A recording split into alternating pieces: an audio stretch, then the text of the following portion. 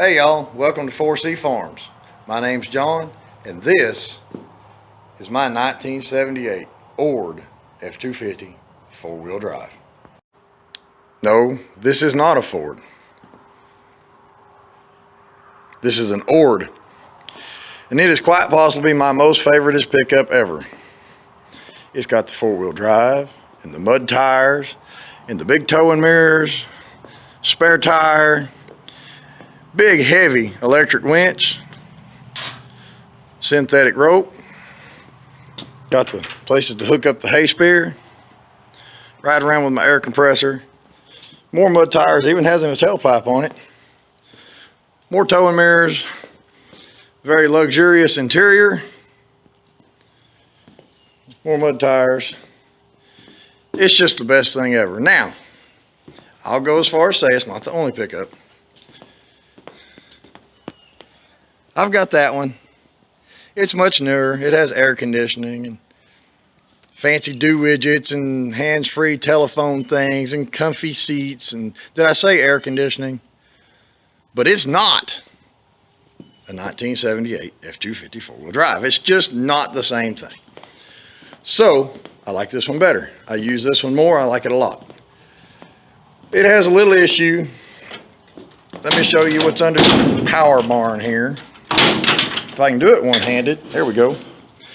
Got this monstrous inline 6 engine in it, 4-barrel carburetor, split manifolds. It's pretty good for what it is. All brand new, as you can see. It's not old. It's the nicest looking part of the pickup. It has a little problem. It wants to boil over the carburetor and flood after you shut it off. Now I tried putting this little fancy part store fuel pressure regulator on there, and after I'd opened the package I realized that by reading the instructions I found that it only allows a 7 psi inlet pressure, which made me believe that it would do nothing. And I was right, it did nothing. But I went ahead and put it on because, well, I'd already opened the package. So what's happening here is with today's new ethanol gasoline, when you shut the engine off, the carburetor's full of gas, and this fuel line, all this down here next to the engine, is all full of gas, and it sits there and heat soaks and it gets hot, and the gas inside the float bowls wants to expand, and the ethanol wants to boil, and it causes the gas to percolate out of the carburetor. And to make it even worse, all this fuel in the lines gets hot, and it pressurizes in the line and overruns the float valve, the needle and seat inside the carburetor, and overfills the bowl and dumps even more gas down in the intake manifold, which causes the engine to be severely flooded after it sits for 10 or 15 minutes hot. So what we're going to do is I went down to the little old parts store, and I got a fancy fuel filter. It's got a return line. It's got an orifice in it, lets a little bit of fuel return. Then I went by the local hardware store and picked up some pipe fittings, plumb all this into my return line, and I got a roll of hose and run it all back to the vent line on the fuel tank, so it'll go right back in there, and that should allow fuel to continually circulate from the tank, keeping cool fuel in these lines, keeping the fuel in the carburetor cooler, and when I shut the engine off, it'll allow any pressure buildup to just bleed right back to the fuel tank back yonder. It's back there, which should stop the issue. It's not that big a deal. If it's been sitting for a few minutes, you just mash it to the floor when you crank it, and it blows a cloud of black smoke.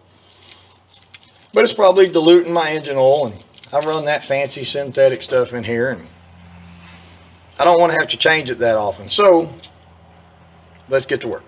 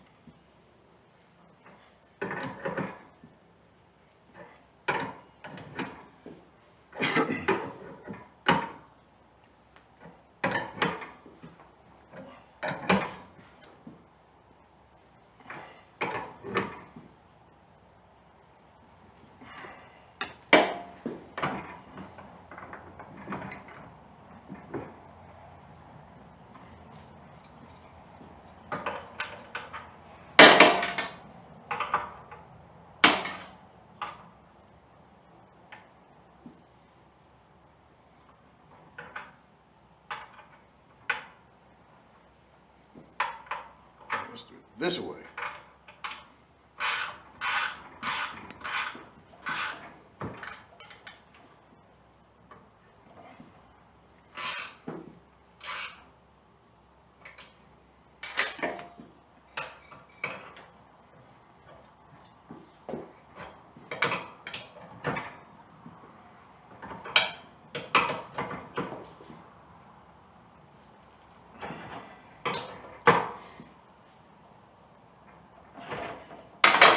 That'll work.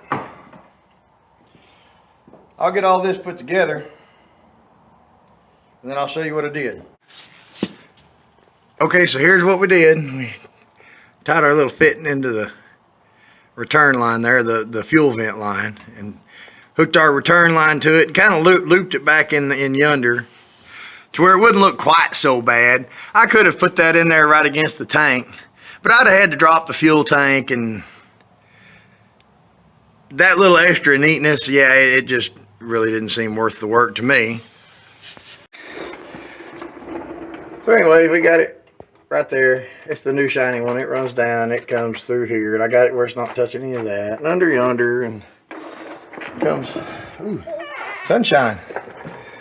Comes all the way up, goes behind the transfer case. Yes, I know that's not the right transfer case for this pickup. More line, more line. It kind of piggybacks, well, the light refraction there, killing us. Comes up there, and that's as far as I've gotten, you know, where it kind of dangles off there beside the oil filter. We'll get up top and finish this little darling up.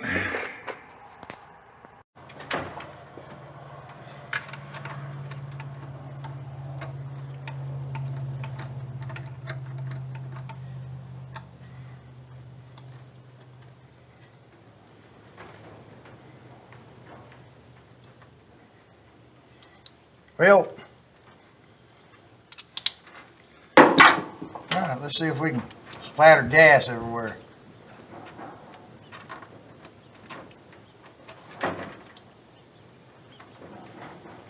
Not too bad.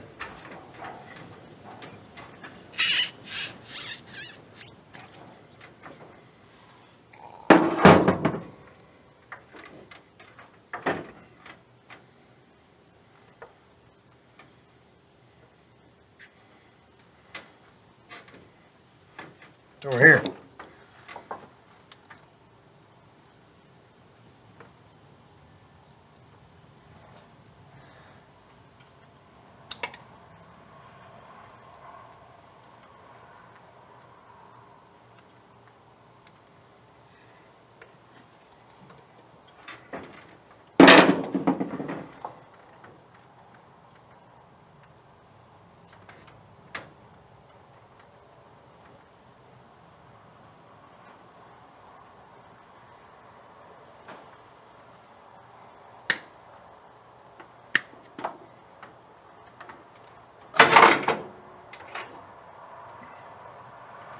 Oh, rob another one of these hose clamps out of here.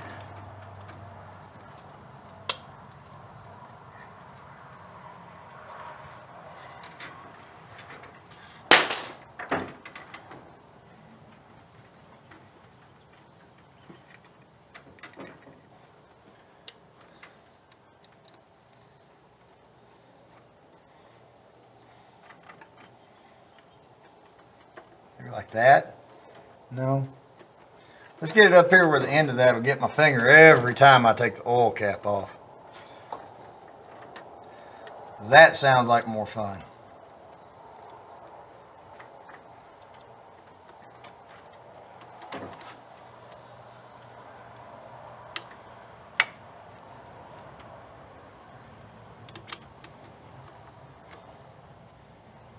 Oh, I needed another one.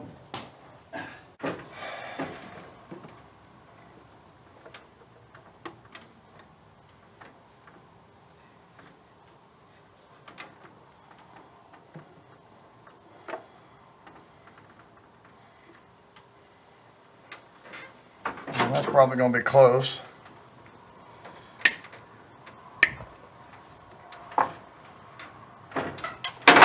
I'm sure it won't be just a little bit too short. Any way you slice it, that's the way I need it.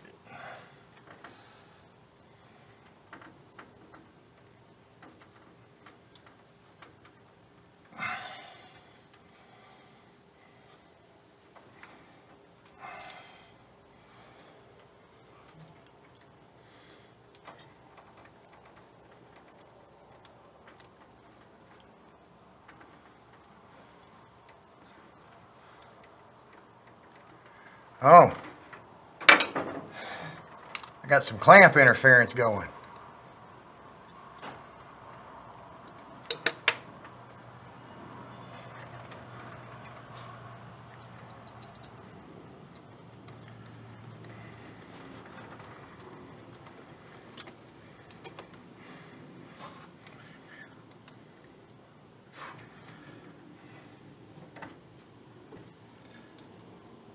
I may have to come back and make me a little horseshoe bent metal line.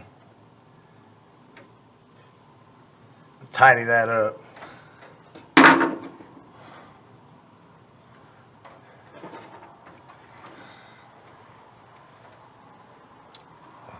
Let's use a zip tie that's already been cut off.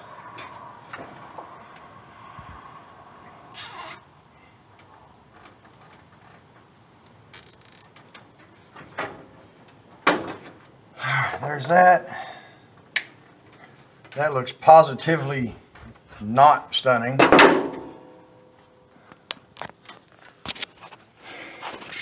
So there we have it.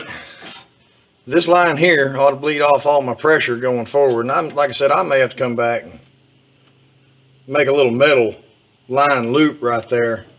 It kind of tidies this whole thing up.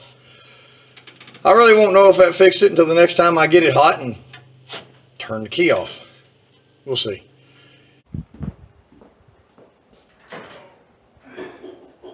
I'll get on there. I just talk ugly to it a little bit.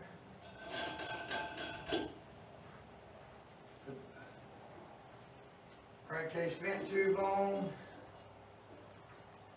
Tighten the nut way too much. There we go.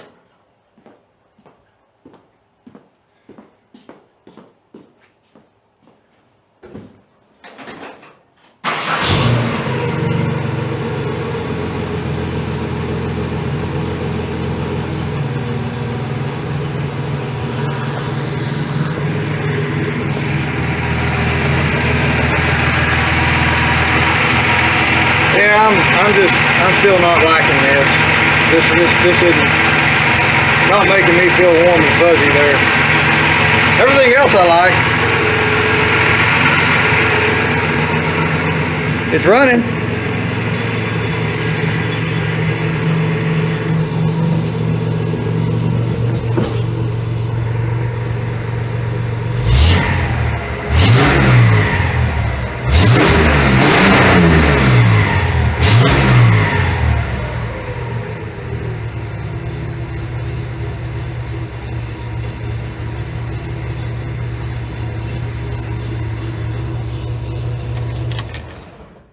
Well, it's running, no fuel leaks, none that I can see anyways. Piece of advice, when y'all use these zip ties, you cut off the tails of them, make sure you leave these little pokey things sticking out. That way next time you go to work on it, they can be like a million little razor blades just waiting to lacerate you everywhere. That's the only right way to do it. Well, I had decided I was going to go ahead and do something with this rubber line, bend up a piece of metal tubing in a horseshoe and flare the ends of it to make that a little tighter. I could have swore I had a piece of that laying around, but you know, when you need it, you can't find it. It's gone. It must have teleported into the 5th dimension or something. It's gone. So that'll just have to ride like it is for right now. I got to use this pickup tomorrow after church. We're going to haul another pickup down to the exhaust shop and get the exhaust put back up after we put some headers on it. So I guess that'll be it. If you like the video, please click like and subscribe. They say that little bell thing does something too. I'd really appreciate it. It allows me to continue doing this, and I enjoy sharing with y'all. God bless you.